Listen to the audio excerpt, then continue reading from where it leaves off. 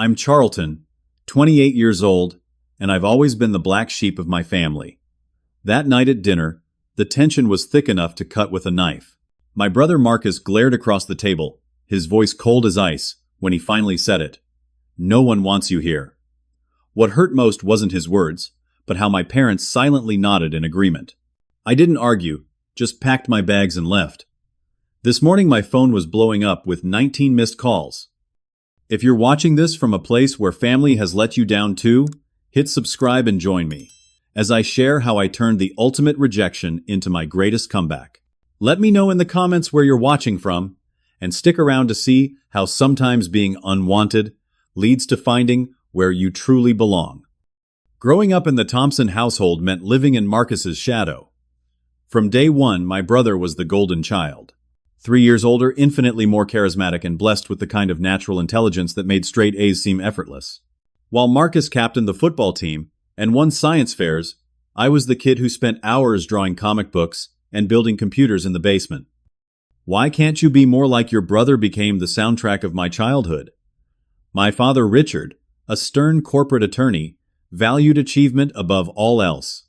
My mother, Diana, though warmer in her approach, clearly favored Marcus's path of predictable success over my creative pursuits.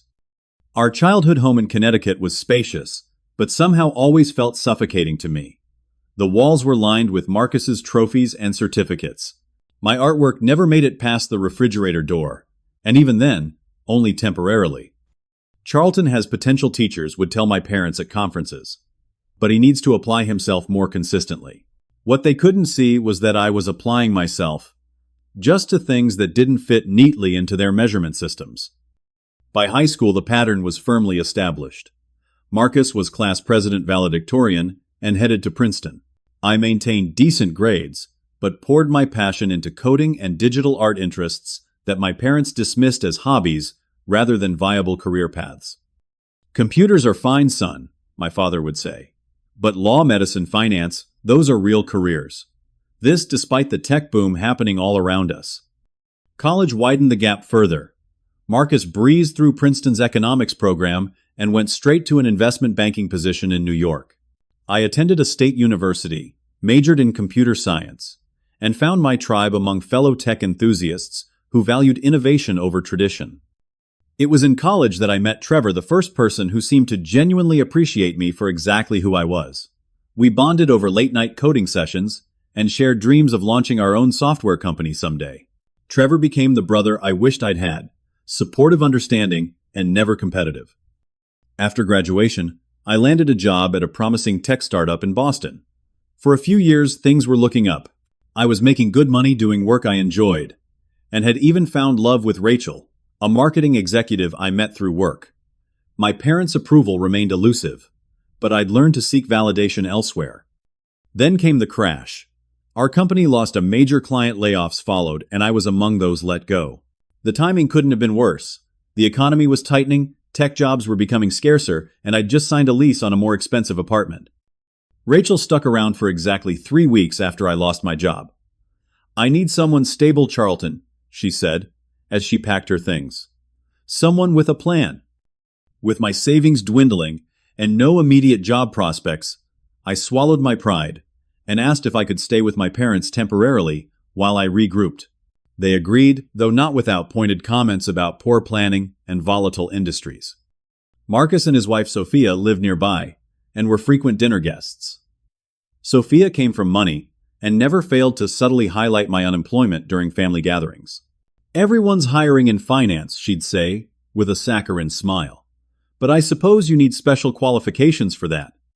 The weeks at my parents' house were increasingly tense. My father would leave job listings printed out on my bed, all for corporate positions I had zero interest in. My mother would sigh loudly whenever she saw me working on coding projects instead of filling out applications for the jobs they deemed appropriate. The night everything exploded began like any other family dinner. My mother had prepared pot roast, my father's favorite. Marcus and Sophia arrived, dressed impeccably as always, while I came downstairs in what my mother called my perpetual uniform: jeans and a button-up shirt with the sleeves rolled up. The conversation revolved around Marcus's recent promotion and the vacation home he and Sophia were considering in the Hamptons. My father beamed with pride, my mother asked detailed questions about square footage and proximity to the beach, and I sat silently pushing food around my plate. "And what about you?" Charlton Sophia asked with that familiar condescending tone. "Any leads on? Anything?" That's when Marcus laughed. It wasn't a friendly laugh. It was the same dismissive chuckle I'd heard throughout our childhood, right before he'd point out another of my failings. The tension in the room was building pressure, increasing with each passing moment, leading inevitably toward the explosion that would change everything. The dining room fell silent after Sophia's question. All eyes turned to me, waiting for my response. I took a slow sip of water, buying time. "I've been working on a new software project," I finally said. "A platform that helps small businesses manage their customer relationships without the expense of enterprise solutions." My father's fork clinked against his plate. "Another one of your computer games," he muttered. "It's not a game, Dad. It's a business application with real market potential." Marcus snorted. "Market potential? You don't even have a job, let alone a business." "I'm creating my own opportunities," I countered, trying to keep my voice level. Not everyone wants to work for someone else their entire life. "Working for someone else," Marcus's voice rose. "I'm a senior vice president now. I manage a team of 30 people and oversee billions in investments. What do you manage? Your dwindling bank account?" Sophia's lips curled into a smirk as she took a delicate bite of pot roast. My mother looked uncomfortable, but said nothing in my defense. "Success isn't measured only by titles and money," I said, though, even to my own ears. The words sounded hollow, coming from someone living in his parents' guest room. "No." Marcus leaned forward. "Then, what is it measured by? Your collection of participation trophies, your impressive history of failed startups and layoffs?" "That's enough, Marcus," my mother said weakly, but there was no conviction in her voice. "No, Mom, it's not enough." Marcus was on a roll now, years of competitive resentment finding an outlet. We've all been tiptoeing around his failures for years. Charlton thinks he's special because he can write some code and draw pretty pictures on a computer. Meanwhile, he's 30 years old. 28, I corrected. "Whatever. The point is you're a grown man living with mommy and daddy because you can't hold down a real job. You've always been like this, thinking you're too creative and special for the real world." My father cleared his throat. "Your brother has a point, Charlton. There comes a time when a man needs to face reality and stop chasing fantasies." The betrayal stung. My career isn't a fantasy. The tech industry is one of the most robust and growing sectors in the economy. "Then why are you unemployed?" Sophia chimed in, her voice syrupy sweet, but her eyes cold. Marcus stood up suddenly, his chair scraping against the hardwood floor. "Let's just say what we're all thinking. You're a disappointment, Charlton. Always have been. You're living here eating our parents' food, taking up space, and contributing nothing. No one wants you here." The words hung in the air like a physical thing. I looked to my mother expecting, hoping for, some objection. Instead, she looked down at her plate. My father's face remained impassive as he gave a small, almost imperceptible nod. The silence stretched, becoming unbearable.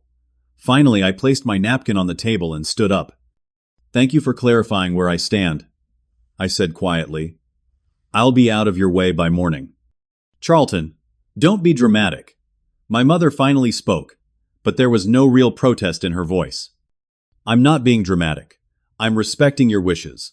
I walked out of the dining room without looking back. In my room, the guest room, not really mine anymore, I pulled out my suitcases and began methodically packing. Clothes went in first, then my laptop, and external hard drives containing all my work. I carefully wrapped the framed photo of Trevor and me at our college graduation. One true friendship worth preserving. I found the old baseball card collection I'd left behind years ago, a childhood passion my father had always dismissed as a waste of time. I packed it anyway, along with a few books and the handmade quilt from Mrs. Campbell, our elderly neighbor, who had shown me more genuine affection than my own family. As I packed, I could hear hushed conversations downstairs. Nobody came up to apologize or ask me to stay. Part of me had hoped someone would, but the rational side of me knew better. By midnight, my car was loaded. I left the house key and a brief note on the kitchen counter. Thank you for your hospitality. I won't trouble you any further. The night was clear and cool. As I backed out of the driveway, no destination in mind except away. Street lamps cast pools of light on the empty suburban roads as I drove past the landmarks of my childhood. The park where I'd played alone, while Marcus had team practices, the library where I'd found refuge in books, and computers, the high school where I'd always been Marcus Thompson's younger brother. I drove until the familiar surroundings gave way to highways, and then unfamiliar towns.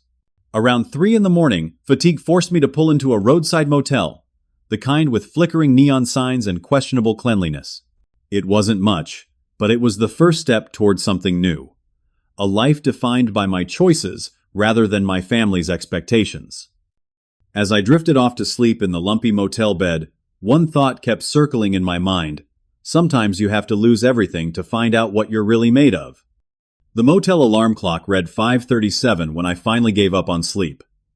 Sunlight filtered through thin curtains, illuminating a room that smelled faintly of cleaning products and decades of occupancy. I sat on the edge of the bed, the events of the previous night washing over me in waves. My first instinct was to check my phone, but I resisted. Instead, I powered it off completely. Whatever messages awaited me, accusations, half-hearted apologies, or more likely nothing at all, could wait. This morning belonged to me alone. After a quick shower in the motel's underwhelming bathroom, I ventured out in search of coffee and perspective. The small diner across the parking lot offered both, along with pancakes that tasted like childhood Saturday mornings before expectations and disappointments complicated everything. Just passing through, asked the waitress as she refilled my coffee cup. Something like that, I replied, surprised by how light I felt despite everything. There was freedom in rejection, I realized. When you've been cast out, you're no longer bound by the rules and expectations that once constrained you. By noon I had a plan, or at least the beginning of one. I drove to the nearest city, with a reasonable tech presence, found a small but clean extended-stay hotel, and paid for 2 weeks up front with my dwindling savings. The room was sparse but functional. A bed, a desk, a kitchenette, and most importantly, reliable internet. It would serve as both living quarters and office until I figured out next steps. Day one of my new life consisted mainly of practicalities. I created a budget spreadsheet that made my financial situation crystal clear without income. I had approximately 2 months before complete bankruptcy. I updated my resume, set up job alerts, and began reaching out to contacts from my previous positions. On day 2, I finally turned my phone back on. The expected barrage of notifications flooded in.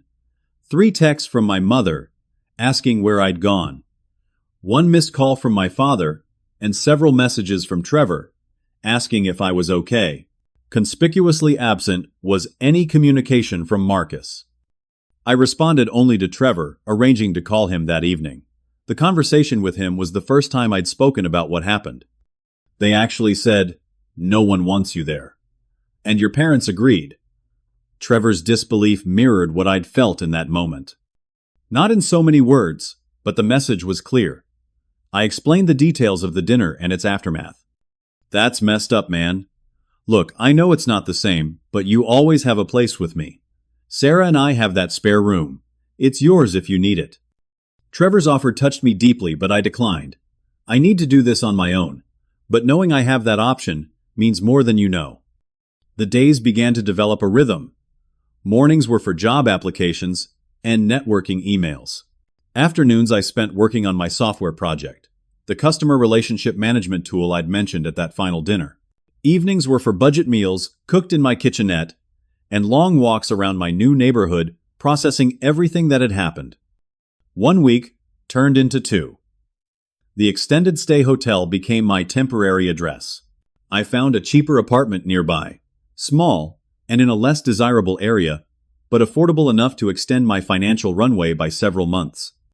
The apartment was a studio on the 3rd floor of an aging building. The elevator worked sporadically. The neighbors were a mix of students and shift workers, and the furnishings consisted of items purchased from thrift stores and discount retailers. But it was mine, paid for by me, chosen by me. As I arranged my meager possessions in the new space, I felt a strange pride. This tiny apartment represented independence.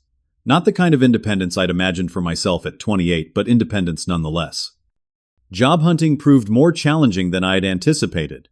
The market was tight, and the gaps in my resume raised questions in interviews. Why did you leave? Your last position became a dreaded question. The honest answer too complicated for professional settings. The isolation began to wear on me around week 3. Beyond my calls with Trevor, human interaction was limited to brief exchanges with baristas and checkout clerks. I caught myself talking aloud to fill the silence of my apartment. At night, insomnia became my unwelcome companion, my mind replaying that dinner scene on endless loop. Signs of depression crept in subtly. My appetite waned, and the software project that had once excited me now felt overwhelming. Some days simply showering and getting dressed seemed like monumental achievements. Yet amid the struggle, small victories emerged. I redesigned my portfolio website, showcasing projects I was genuinely proud of, rather than those that would most impress corporate recruiters. I connected with former colleagues who offered encouragement and leads. I established a daily routine that, while solitary, provided structure. The most unexpected comfort came from Mrs. Campbell. I'd called her simply to provide my new contact information, but our conversation extended for nearly 2 hours. "I always knew you were going to forge your own path, Charlton," she said, in her matter-of-fact way. "Some people aren't meant to follow conventional routes. Your family never understood that about you." Her words were a balm to wounds I hadn't fully acknowledged. "I'm not sure what my path is anymore," I admitted. "That's the exciting part, dear. You get to discover it without their voices in your ear telling you you're doing it wrong." The following day marked 1 month since I'd left my parents' home. My bank account was shrinking, job prospects remained elusive, and loneliness had become my most constant companion. Yet beneath the anxiety and uncertainty, something else was taking root. A quiet determination to prove that my path, however unconventional, had value. That evening, I received an email rejection from a company I'd interviewed with the previous week. Rather than dejection, I felt an unexpected clarity. Perhaps traditional employment wasn't the answer right now. Perhaps it was time to fully commit to the business idea I'd been developing in fragments. I stayed up until 3 in the morning, outlining a comprehensive business plan for my CRM software. As the sun rose, I finally fell asleep with a sense of purpose I hadn't felt in weeks. Sometimes rock bottom isn't an ending. It's a foundation. The coffee shop 3 blocks from my apartment became my second office. The rent was the price of 2 medium coffees per day, and the change of scenery helped clear my mind when my studio walls started closing in on me. It was there at my usual corner table that fate intervened in the form of Ryan Mitchell. I was deep in concentration, debugging a particularly stubborn section of code, when a voice interrupted my focus. "Is that a custom CRM solution you're building?" I looked up to see a man about my age, peering with interest at my laptop screen. Normally, I might have offered a brief response and returned to my work, but something in his genuine curiosity made me engage. "Yeah, it is." "How could you tell?" Ryan laughed and pointed to a specific section of my code. The customer segmentation approach gave it away. I've been looking at similar solutions for months now. This launched a conversation that lasted well beyond the lifespan of our respective coffees. Ryan explained that he ran a small digital marketing agency that had outgrown generic CRM tools but couldn't afford the enterprise solutions. My software, designed specifically for small to medium businesses, immediately caught his interest. "The problem with existing options is they're either too basic or designed for corporations with dedicated IT teams," I explained, warming to my subject. "Small businesses need something in between, powerful but intuitive." Ryan nodded enthusiastically. "Exactly. And affordable. The pricing models for most enterprise solutions are prohibitive for companies like mine." Before he left, Ryan handed me his business card, a real one, with embossed lettering and a downtown office address. "I'd like to hear more about this. Maybe there's a way we could help each other out." I tried to temper my excitement as I researched Ryan and his company that evening. Mitchell Digital Marketing was legitimate. 5 years old, solid client list, good reviews. Ryan himself had a background in business development before founding his agency. This wasn't just a casual coffee shop encounter. It was a potential opportunity. 3 days later, we met at his office. A modest but professional space in a converted warehouse building. Ryan had invited his technical lead to join us, and the three of us spent hours dissecting my software concept, identifying pain points for potential users, and discussing market positioning. At the end of the meeting, Ryan leaned back in his chair with a thoughtful expression. "Here's what I'm thinking, Charlton. My agency needs exactly what you're building. We could be your first client and testing ground. But more than that, I think there's potential for a partnership here." "What kind of partnership?" I asked, cautious, but intrigued. "My company has the client base and marketing expertise. You have the technical skills and product vision. Together, we might be able to build something bigger than either of us could alone." The proposal wasn't without risks. Ryan's company would provide initial funding and resources, but we'd need to secure additional investment to fully realize the potential. My role would shift from employee to co-founder. Exciting, but with no guaranteed salary in the short term. I spent a week conducting due diligence, researching Ryan's background more thoroughly, and consulting with Trevor, who had experience with startup partnerships. Everything checked out, but doubt still gnawed at me. Was I capable of this level of responsibility? Was I setting myself up for another failure? One that would prove my family right? Mrs. Campbell's advice came back to me during a particularly doubtful moment. The biggest risk is never taking any. With that in mind, I accepted Ryan's proposal. The following weeks were a whirlwind of activity. We formalized our partnership agreement with Ryan taking 40% equity and me retaining 60% as the product creator. We established a workspace in a small office adjacent to Ryan's agency, complete with whiteboards that soon filled with workflows and feature lists. Our first major milestone came when Ryan arranged a meeting with an angel investor he knew through industry connections. Jordan Blackwell had made his fortune in enterprise software and now invested in promising startups. Our meeting was scheduled for just 20 minutes, a brief window to make our case. I spent days preparing, refining our pitch, and creating a demo that highlighted the software's key differentiators. The night before the meeting, sleep eluded me entirely. Everything hinged on making a good impression. Jordan turned out to be less intimidating than I'd feared, a casually dressed man in his 50s who asked direct, insightful questions about our business model and technology stack. When I demonstrated how our system handled customer segmentation more intuitively than competing products, I saw a flash of genuine interest in his eyes. "Most founders lead with bells and whistles," he commented, as our demo concluded. "You led with solving a real pain point. I like that." 2 days later, we received the news Jordan was investing $100,000 as seed funding, with potential for more in later rounds. It wasn't a massive amount by startup standards, but it was enough to build out the first complete version of the product and sustain us until we could acquire paying customers. That night, I celebrated alone in my small apartment, ordering takeout from the Chinese restaurant down the street, an extravagance by my recent standards. As I ate directly from the containers sitting on my second-hand couch, the contrast between my current circumstances and the formal family dinners of my past couldn't have been starker. Yet for all its modesty, this moment felt more authentic, more earned. With funding secured, our development pace accelerated. I worked 14-hour days fueled by a combination of programmer's passion and the desperate need to prove myself. My apartment became little more than a place to sleep for a few hours before returning to the office. The prototype evolved into a beta version, which we deployed at Ryan's agency as our first testing ground. The immediate feedback from real users was invaluable, highlighting usability issues we hadn't anticipated and confirming our core assumptions about what small businesses needed. As our launch date approached, I realized something had shifted within me. The constant voice of doubt, the internalized criticisms from my family, had gradually quieted. In its place was a growing confidence not just in my technical abilities, but in my capacity to build something meaningful.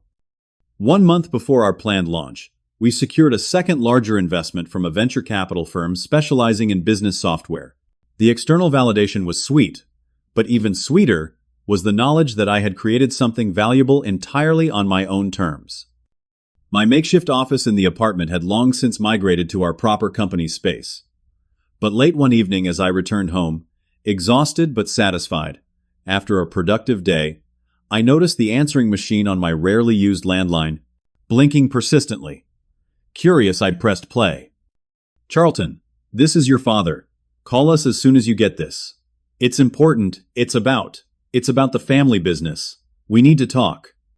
The timestamp indicated the message was 3 days old. I stared at the machine for a long moment, torn between old wounds and new curiosity. Whatever crisis had prompted this contact after months of silence, it would have to wait until morning. Tonight belonged to the future, not the past. The rhythm of my new life gradually settled into something sustainable. Mornings began early with a run around the local park, a habit I'd started primarily to save on gym fees, but continued for the mental clarity it provided. The physical exertion helped quiet the persistent voice of self-doubt that still occasionally whispered in my ear. After months of barely scraping by, the company's progress allowed me to draw a modest salary.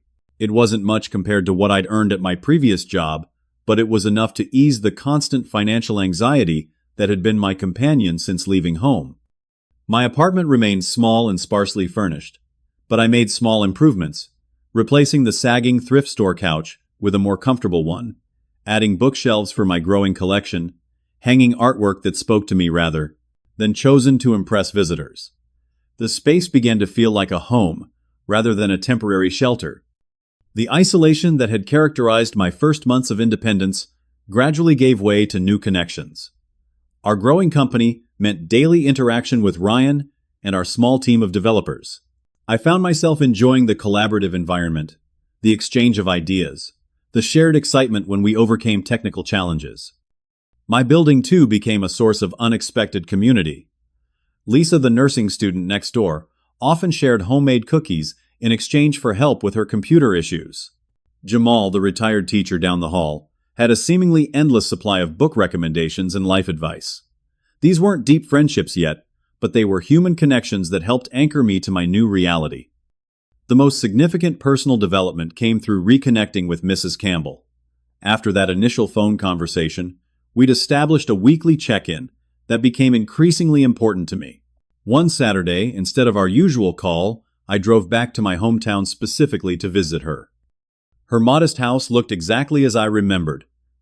Meticulously maintained flower beds, wind chimes, hanging from the porch, the same welcome mat I'd wiped my feet on countless times as a child seeking refuge from family tensions. Mrs. Campbell answered the door with the same warm smile she'd always had, though she moved more slowly now, her frame more fragile than in my memories. "Charlton, what a wonderful surprise." She ushered me into her living room, where the familiar scent of cinnamon and old books brought an unexpected lump to my throat.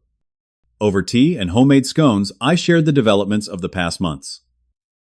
The business partnership, the investment funding, the growing confidence in my chosen path. Mrs. Campbell listened with genuine interest, asking insightful questions that showed she truly cared about understanding my work. "I always knew you were building towards something special," she said, patting my hand. "Even when you were just a boy, tinkering with your computer while the other children were outside playing sports." My family saw it as isolation, I admitted. They thought I was antisocial. Mrs. Campbell shook her head firmly. "You were following your curiosity. There's a big difference. Some people are so busy following the conventional path that they miss the wonders just off to the side." Her unconditional support had been a constant through my childhood and adolescence, I realized. When my parents attended Marcus's games and competitions, Mrs. Campbell had invited me over to use her computer when such things were still relatively uncommon in homes.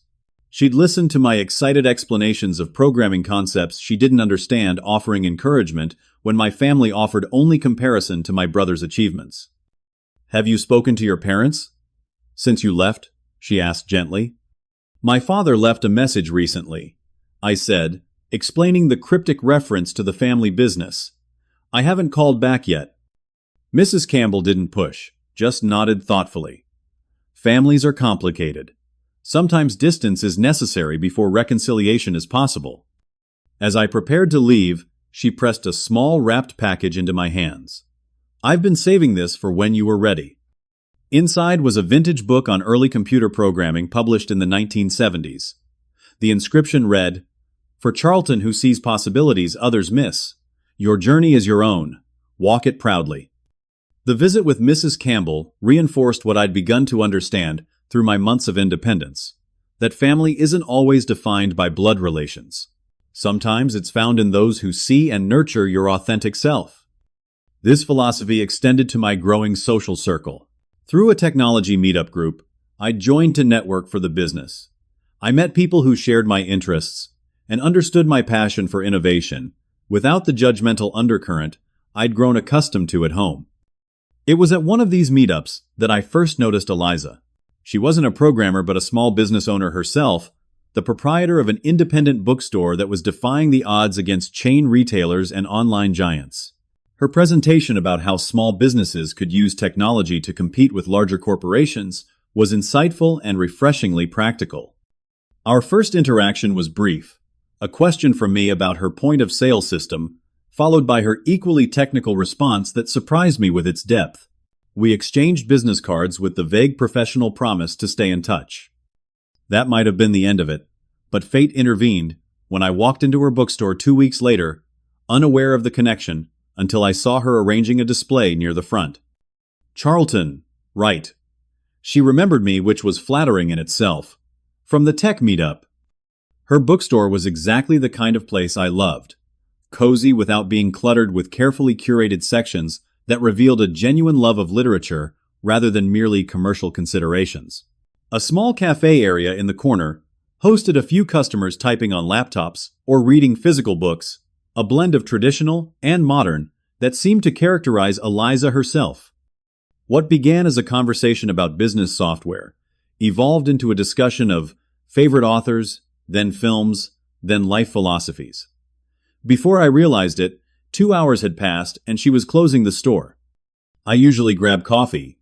After locking up, she said casually, "You're welcome to join, if you'd like to continue our conversation." The coffee shop around the corner became our regular meeting place over the following weeks. Eliza was unlike anyone I'd dated before, fiercely independent, intellectually curious, and refreshingly direct.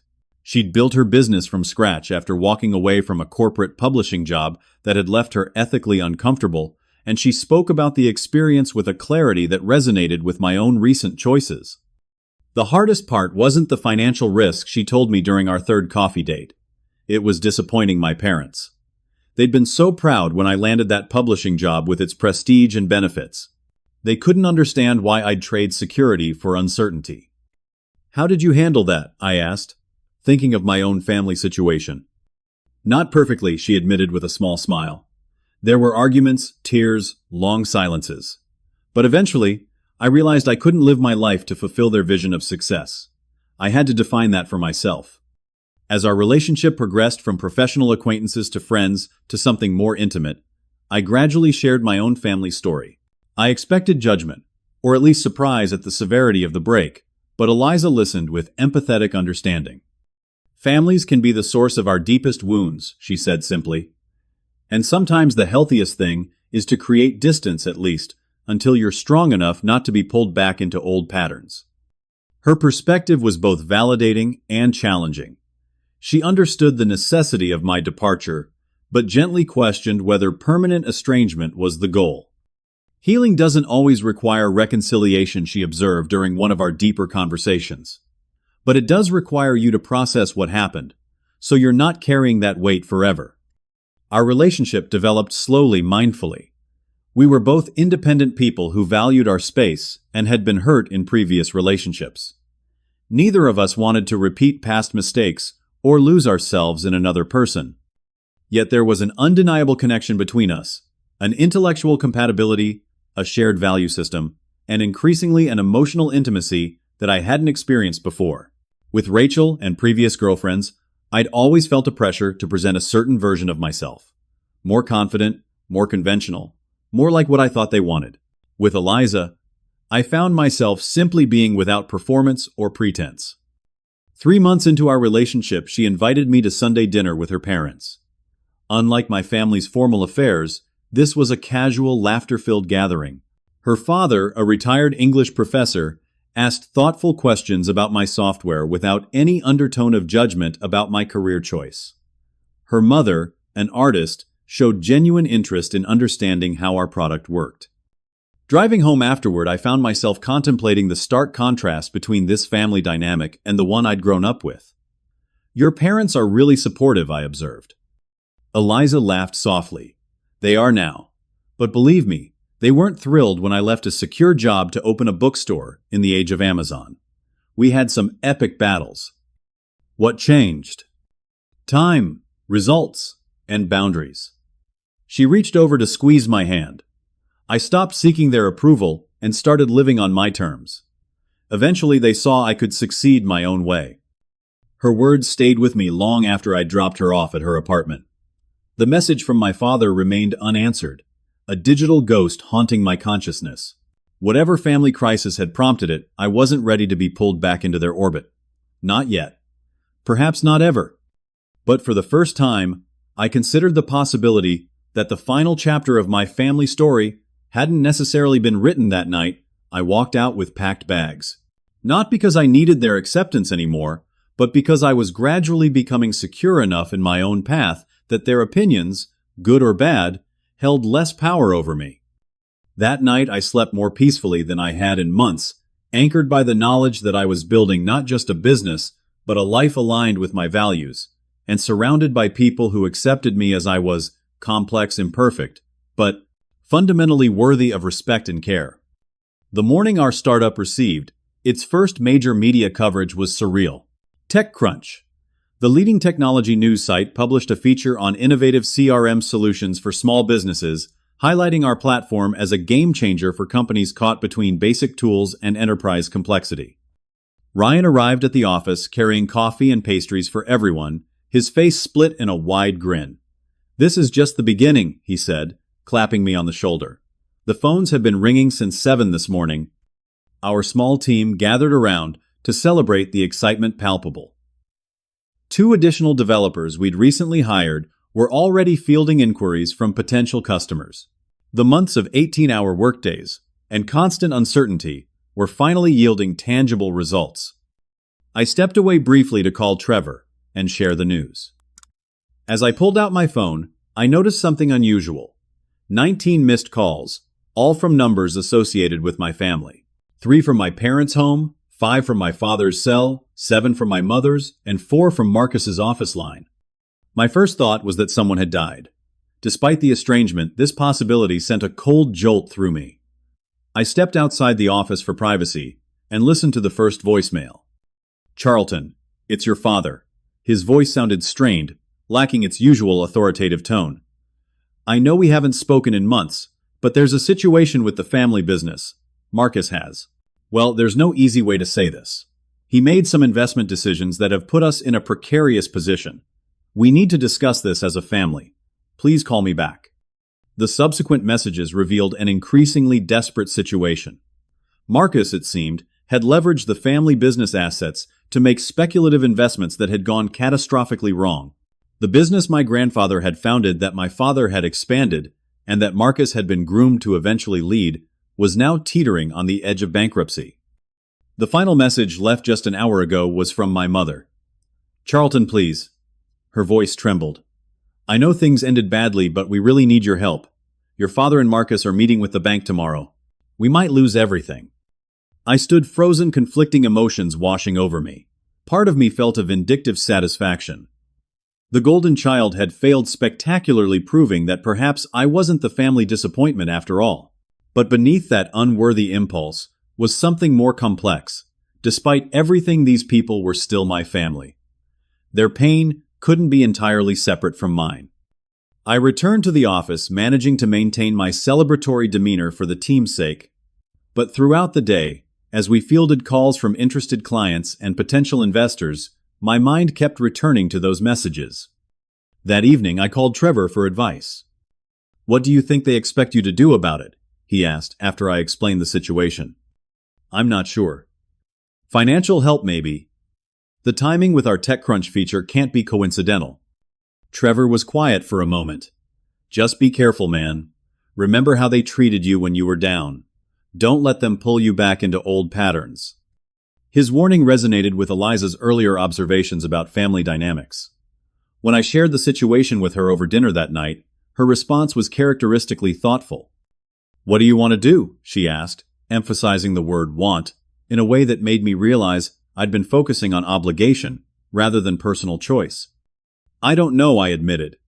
"Part of me wants to ignore them entirely. Another part feels like I should at least hear them out." "Those both sound like valid options," she said.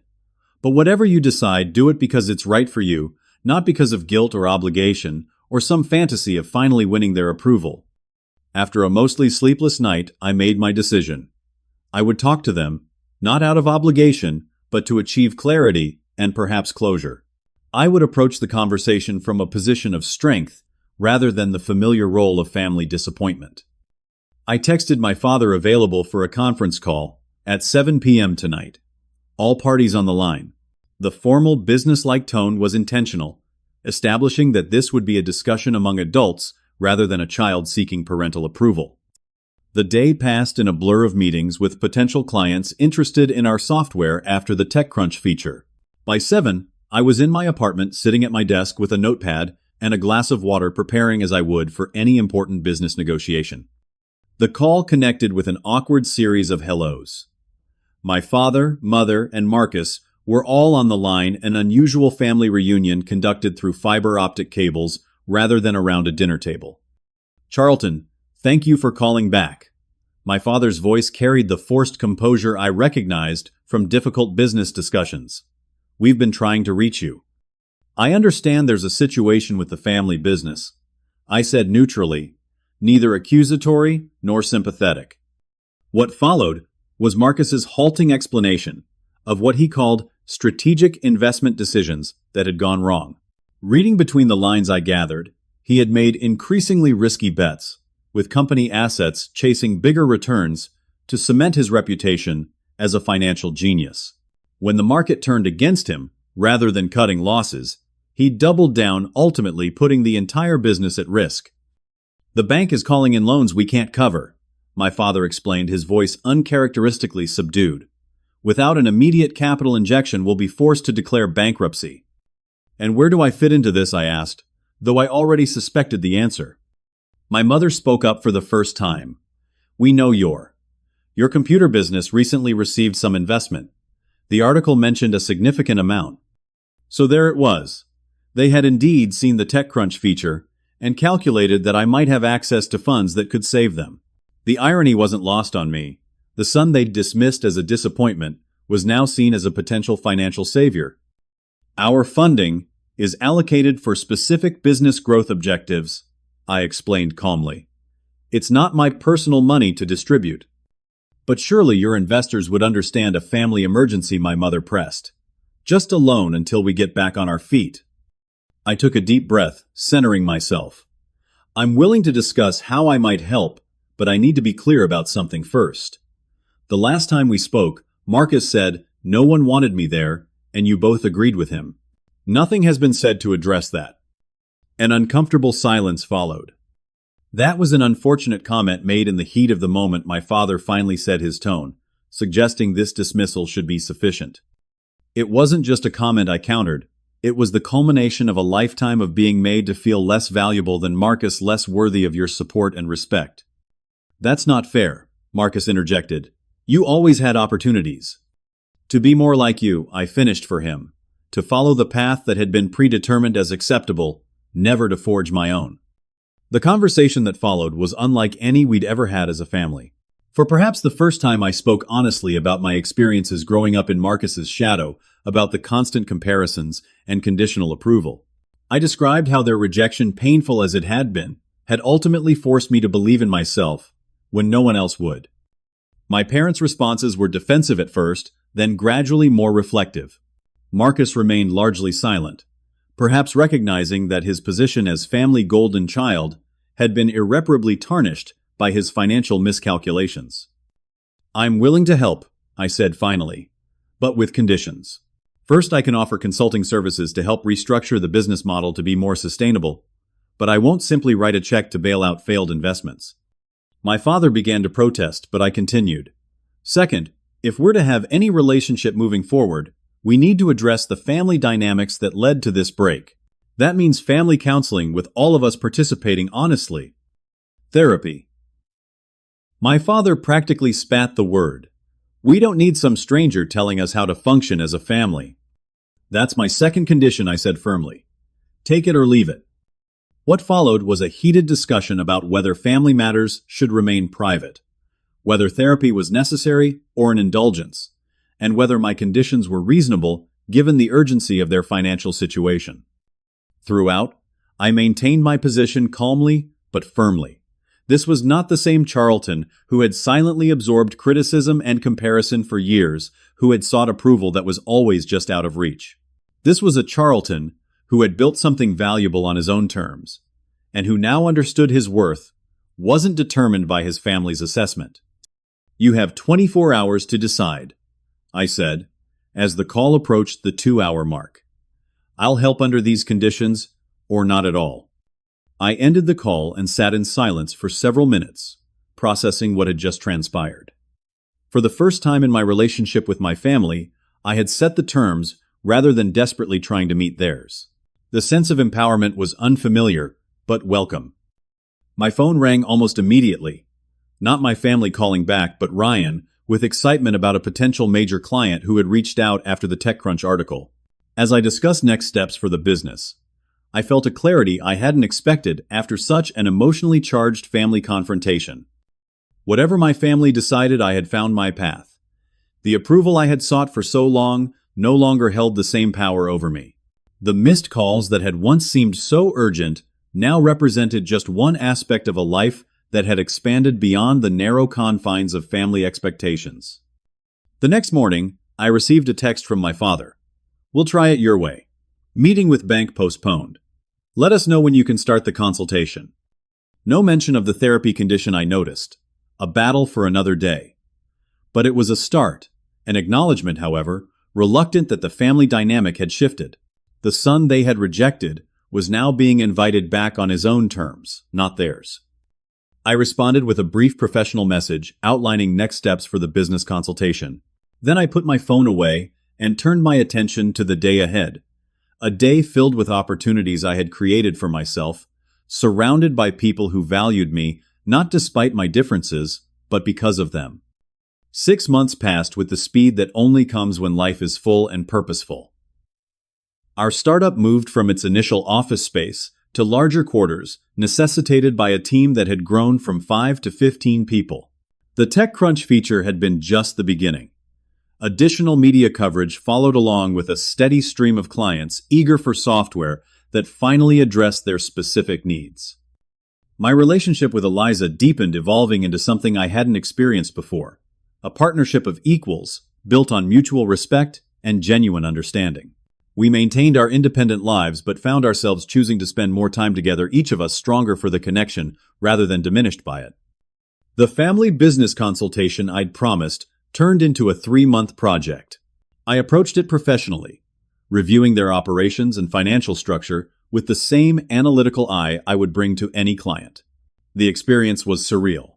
Sitting in my father's office, the space I'd always been told I'd never occupy now, as an external consultant rather than the disappointing son. The business was salvageable, though it required significant restructuring. My father, to his credit, implemented most of my recommendations. Marcus was quietly removed from financial decision-making, relegated to sales where his charisma could be an asset rather than a liability. The family therapy sessions were more challenging. My father attended reluctantly, my mother, with tearful apologies that sometimes felt more like bids for sympathy than genuine acknowledgement, and Marcus with a defensiveness that only gradually gave way to reflection. Progress was neither linear nor complete. Some sessions ended in angry silences, others in cautious understanding. Our therapist, Dr. Bennett, had a gift for identifying the patterns that had defined our family dynamics for decades. The golden child and scapegoat dichotomy, the conditional love, based on achievement, the unspoken rules about acceptable ambitions and lifestyles. Families often develop rigid roles for each member, he explained, during one particularly insight-filled session. Breaking out of those roles threatens the entire system, which is why there's usually such resistance. This framework helped me understand that my family's rejection wasn't simply about disapproval of my choices, it was about the challenge those choices presented to the entire family identity and structure. Understanding didn't erase the hurt, but it helped place it in a context that was less personal and more systemic. My relationship with each family member evolved differently through this process. My mother and I reached a fragile reconciliation first, her genuine remorse opening a path to forgiveness. My father maintained more distance, though he demonstrated respect for my business acumen that had never been present before. Marcus and I established a coolly cordial relationship. Not close, perhaps never to be, but no longer actively antagonistic. The most profound changes, however, were internal. The validation I had sought from my family for so long no longer seemed essential. Their approval or disapproval still affected me. I was human after all, but it no longer defined me. My circle of meaningful relationships expanded beyond what I could have imagined during those early lonely days after leaving home. Trevor remained my closest friend, his steady presence a reminder that loyalty existed outside of blood ties. Ryan evolved from business partner to genuine friend, our shared vision, creating a bond that extended beyond professional interests. Mrs. Campbell, though increasingly frail, continued to offer wisdom that came from decades of observing human nature. The family you're born into gives you roots, she told me during one visit. But the family you choose gives you wings. Those chosen connections came together one evening at my apartment. No longer the sparse studio of my early independence, but a comfortable two-bedroom in a better neighborhood, still modest by my parents' standards, but perfectly suited to my needs. Eliza had helped transform the space with strategic furniture placement and artwork that reflected my personality rather than following design trends. The dinner gathering was impromptu. Trevor and his wife, Sarah Ryan, and his boyfriend, Michael Mrs. Campbell, whom I'd arranged special transportation for, and Eliza, who had taken charge of the food preparation, with her usual quiet competence. The conversation flowed easily, punctuated by laughter, and the comfortable silence of people who didn't feel the need to perform for each other. As I looked around at these people who had chosen to be in my life, and whom I had chosen in return, I was struck by the contrast with that fateful dinner 6 months earlier. Where that meal had been characterized by tension and judgment, this one was filled with acceptance and genuine interest. Where that gathering had ended in rejection, this one overflowed with belonging. The path from there to here hadn't been easy or straightforward. There had been moments of doubt nights, of questioning whether I'd made the right choice days, when the financial precariousness of startup life had seemed overwhelming. But sitting among these people who saw and valued me for exactly who I was, I knew with certainty that walking away that night had been the first step toward finding my authentic self and building a life aligned with my values. My phone buzzed with a text message. Glancing down, I saw it was from my father. "Quarterly numbers look good. Your restructuring plan is working. Thanks." Brief, businesslike, not overtly emotional, but an acknowledgement nonetheless. 6 months ago, I would have analyzed every word for hidden meaning, seeking validation in the subtext. Now, I simply appreciated the professional respect it represented and returned my attention to the people gathered in my home. Later that evening, after everyone had left, except Eliza, who was helping with the last of the cleanup, she asked, "Do you ever regret leaving that night?" I considered the question carefully. I regret that it came to that point. I regret the years spent trying to be someone I wasn't to gain approval, that was never going to come on those terms. But leaving, I shook my head. No, that was the first truly authentic choice I'd made in years. She smiled understanding, without further explanation needed. What about now? Where do you see things with your family going from here? Limited contact on my terms, I replied. I can appreciate the progress we've made without expecting a complete transformation. They are who they are, and I've accepted that. Just as I've accepted who I am. My journey from rejection to self-discovery continued to unfold each day. The startup faced challenges and celebrated victories. My relationship with Eliza deepened at its own natural pace. My communications with my family maintained appropriate boundaries. Most importantly, the voice in my head that measured my worth against external expectations had been replaced by one that recognized my intrinsic value regardless of others' assessments. Sometimes the greatest rejection can be the catalyst for the most profound self-acceptance. Sometimes no one wants you. Here is the push needed to discover where you truly belong. And sometimes packing your bags and walking away isn't an ending but the beginning of the most important journey of all, the one that leads you back to yourself. Have you ever had to walk away from a situation or relationship that was diminishing your sense of self-worth? How did you rebuild afterward? I'd love to hear your stories in the comments below.